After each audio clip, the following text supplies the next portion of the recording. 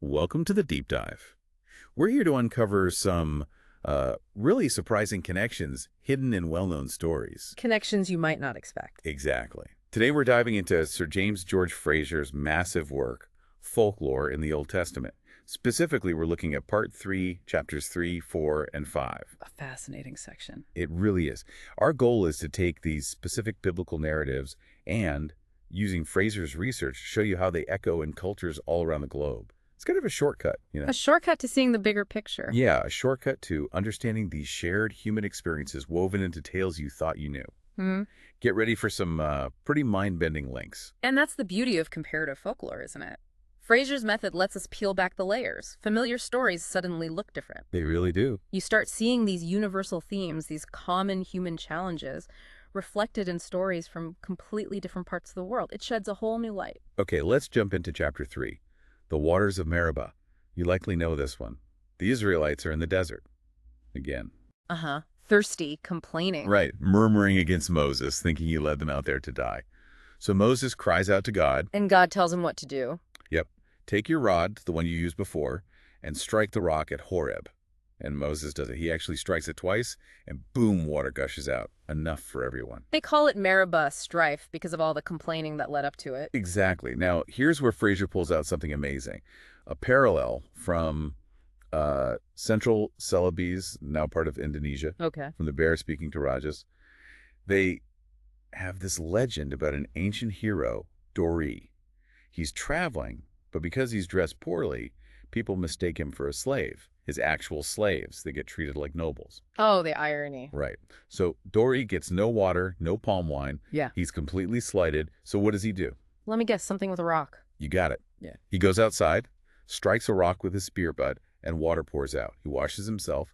Then he strikes another rock. Don't tell me. Palm wine flows out. He drinks, seals that hole up. But the water spring, you see, you can still see it. This act just instantly showed everyone who he really was. Wow. That is striking. The core element is almost identical. Isn't it? You have this leader figure, this hero, under pressure, providing a life-saving resource, water, or even wine, directly from nature's most barren symbol, a rock. Mm-hmm. And it's often done with a specific action, like striking it. It really speaks to a universal human thing, doesn't it? Dependence on nature, the need for intervention in a crisis. And respect for the leader who can deliver. Exactly. It validates their authority. It makes you wonder, what does this shared story popping up in the Levant and Southeast Asia tell us about, foundational human needs and beliefs way back when? It suggests a common way of thinking about survival and leadership, even across vast distances. Okay, let's move on to Chapter 4. Gideon's men. Gideon. A different kind of leadership challenge. Right. So the Israelites are settled, but they're often fragmented, not unified. And they're getting hammered by raids, especially the Midianites. Stealing crops, livestock, the usual story. People are hiding in caves. It's grim. Then an angel appears to Gideon. And where is he? He's threshing wheat, but secretly in a wine press to hide it from the raiders. Very humble beginnings. Not exactly a commanding general figure at first glance. Not at all. But the angel tells him, go deliver Israel. Gideon gathers an army, but then God says, whoa, too many people. Right. The fear is they'll think they won by their own strength. Forget divine help. Precisely. So step one, anyone who's afraid can go home. And get this, 22,000 men leave. Wow, that's a huge chunk, leaving just 10,000. But even that's too many for God's plan. The victory needs to be undeniably miraculous. So there's another test, the famous drinking test. This is the really peculiar part. Totally. He marches the 10,000 down to the water and watches how they drink. The vast majority, 9,700 men, kneel down and put their mouths right to the stream. Drinking like animals, almost. Kind of, yeah. But 300 men, they do it differently. They scoop the water up with their hands and lap it, bringing it to their mouths. As dogs lap water, the text says. And those are the chosen ones, the 300 who lapped. The rest are sent home. Yep, just 300 to face the huge Midianite army. Now, Frazer digs into this. Why this test? What does it mean? It seems so arbitrary. It does. But listen to these parallels. Captain Stigand in British East Africa. He noted some tribes drink straight from the stream, but others, especially caravan porters on the move, scoop with their hands or even toss water into their mouths. Okay, so different methods exist. Right. And look at the Namako in Southwest Africa. When hunting, they always throw water into their mouths with their fingers. Why? Their tradition says their first ancestor did it while stalking a lion so he could keep watch. Ah, so it's linked to alertness, vigilance. Exactly. Yeah. Staying aware in a dangerous situation. And then there's a missionary in the New Hebrides, Melanesia. He sees a local woman drinking by throwing water into her mouth with her hand, sort of lapping like a dog. And the penny dropped. Right. He realized this must be what Gideon's men did. It showed care and watchfulness. They weren't burying their faces in the water, oblivious. They scooped, stayed upright, stayed alert, ready for anything. So the test wasn't symbolic in some obscure ritualistic way. It was incredibly practical. Utterly practical. It was a real-world assessment of battlefield readiness. Who stays alert even while meeting a basic need like thirst? Those are the soldiers you want in a pinch. It wasn't about piety or anything like that, just pure, simple vigilance. That makes so much sense. And Frazer contrasts this beautifully, actually. He mentions this incident with Massachusetts colonists. They were about to march against Native Americans, but they delayed. Why? Why? Because some officers and soldiers were found to be under a covenant of works, basically a theological issue about their spiritual state. Seriously, they delayed a military operation for that. Yep. And the historian Frazer quotes was baffled, called it an absurd religious scruple holding up the march. It's such a stark contrast, isn't it?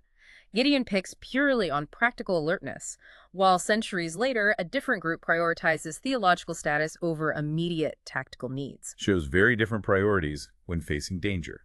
Wow. Okay, chapter 5, Jotham's fable. This is after Gideon. Gideon, who famously refused kingship, right? Exactly. He delivered Israel but said, I will not rule over you. The Lord shall rule. Noble guy.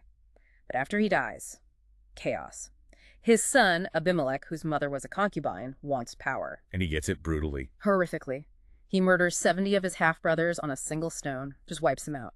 Only the youngest, Jotham, escapes by hiding. Abimelech then gets himself declared king in Shechem. A grim start to a reign. Definitely. Then Jotham makes this incredibly dramatic appearance. He climbs Mount Gerizim, which overlooks the valley of Shechem. Apparently, the acoustics there are amazing. So people could actually hear him from the city below. Yeah, especially if you knew how to project your voice, which people there apparently did. So Jawa stands up there and shouts down this fable, this parable, to the people who just made his murderous brother king. Talk about a public rebuke. What's the fable? It's the fable of the trees. The trees decide they want a king.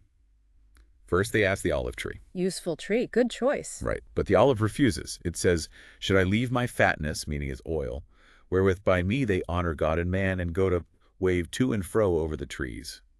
It values its purpose over power. Interesting. Okay, who's next? The fig tree, also useful. It refuses too, saying, should I forsake my sweetness and my good fruit, just to rule? Same logic. Value usefulness over status. Then the vine. It also declines. Should I leave my wine, which cheereth God and man, just to wave over the trees? Again, its inherent value is more important. So all the noble, productive trees say no thanks. Exactly. So finally, who do the trees turn to? The bramble, the thorny, kind of useless bush. Uh-oh. And the bramble says yes. But listen to its condition. If in truth ye anoint me king over you, then come and put your trust in my shadow. Not much shadow from a bramble. Right. And if not, let fire come out of the bramble and devour the cedars of Lebanon. Basically, submit to my beaker protection or I'll burn everything down, even the greatest among you. That's chilling. A threat from the weakest. Totally. And Jotham immediately applies it. He calls Abimelech, this base-born and villainous usurper, the bramble. The one who took the power his noble father refused. He basically curses them, predicts fiery doom for both Abimelech and the people of Shechem who chose him, and then he flees. Wow. Frazer sees this as what? A satire on kingship itself? Exactly. A democratic, or perhaps rather theocratic satire. The truly valuable members of society, the olive, fig, vine, they have better things to do than rule. Ruling is left to the meanest and most useless, the bramble, whose reign promises only danger and destruction.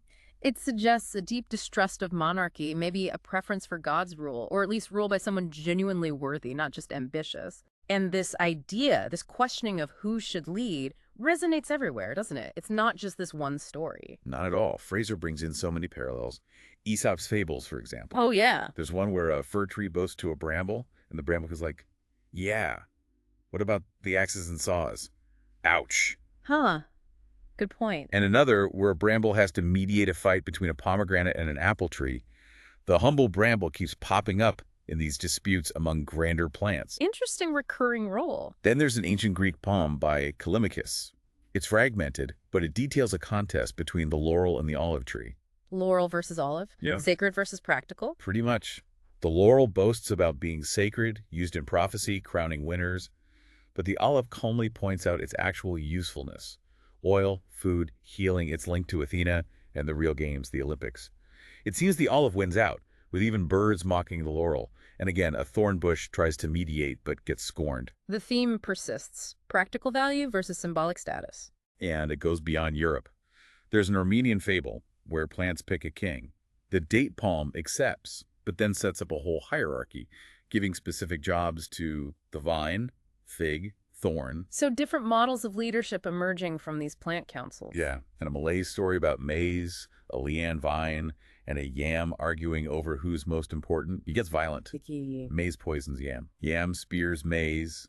Their fight supposedly explains why yams can be narcotic and corn cobs look perforated. King Solomon has to step in. Goodness, plant wars.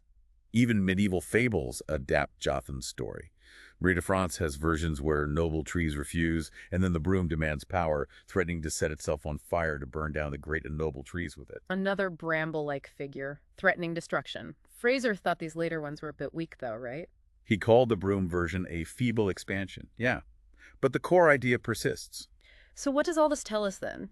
Taking all these stories together, Israel, Greece, Armenia, Malaysia, medieval Europe. It seems like this question, who makes a good leader, is absolutely timeless and universal. Definitely. You see this whole spectrum laid out. Leaders who serve, who provide value, like the olive and fig. Leaders chosen for practical skills, like Gideon's men. And then leaders who grasped for power through violence or threats, like Abimelech, the bramble, the broom. Yeah. These fables and stories are how different cultures explored legitimacy, debated authority. Is it about usefulness, divine right, popular choice, or just raw power? They're wrestling with the fundamentals of society. It's incredible how Frazer's work lets you connect those dots. This deep dive, looking just at these 3 chapters, shows these biblical stories aren't just isolated religious texts. Not at all. They're part of this huge global conversation humans have been having for millennia about survival, leadership, and how to live together. Water from rocks, choosing soldiers, picking kings. These are universal concerns. Deeply human concerns. So for you listening, what stands out for me is just seeing that shared human bedrock beneath stories from such different places. The power of comparing them is immense. It really is. And maybe a final thought to chew on. Think about the stories shaping our world today. Politics, business, even movies or fantasy books. How many echo these ancient patterns? The reluctant hero, the pragmatic test, the debate over whether the useful or the ambitious should lead. What are these modern stories still telling us, maybe unconsciously, about who we trust to be in charge and why?